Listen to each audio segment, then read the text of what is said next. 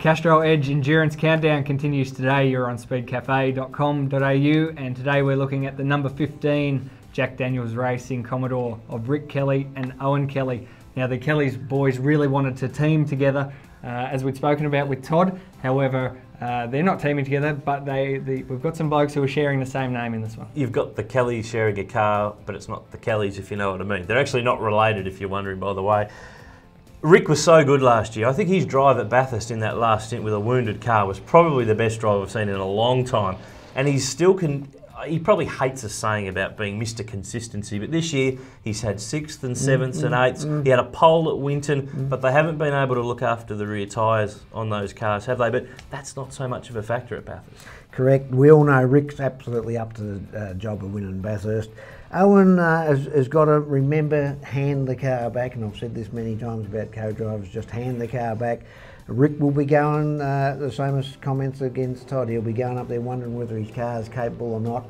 That's an unknown to Rick. You know, if they get it right, they're going to clearly have a podium potential without any shadow of doubt. Rick has won the race as just a driver. You won the race as a driver and as a team owner. What would it mean for him to win the race as a driver / team owner? Well, that team owner bit adds so much pressure on you, and Rick knows all about that pressure now, and he would be stoked, I tell you. I think he'd be pretty stoked to get it on the podium, but I know and he knows that they still can win this race. And they're one of the combos that aren't in real championship contention, so that's not really a factor to worry about. So they'll be one of those combos that's aiming at the endurance race wins. And don't forget too, at Phillip Island, we put so much focus on Bathurst, but he was on the podium at the Phillip Island 300 in November last year, and they ran really strong at the 500. So not only did they have pace at Bathurst last year, but they were pretty strong at Phillip Island. So you'd expect that to translate across into 2010. Yeah, Rick's very reliable as a driver. He can keep it on the limit for a long time, rarely makes a mistake.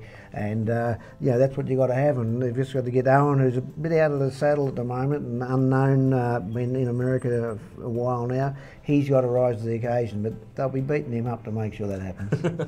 That's the number 15 entry, the Kelly boys in the Jack Daniels Racing Commodore. More on Speed Cafe, the Castrol Edge Endurance Countdown tomorrow.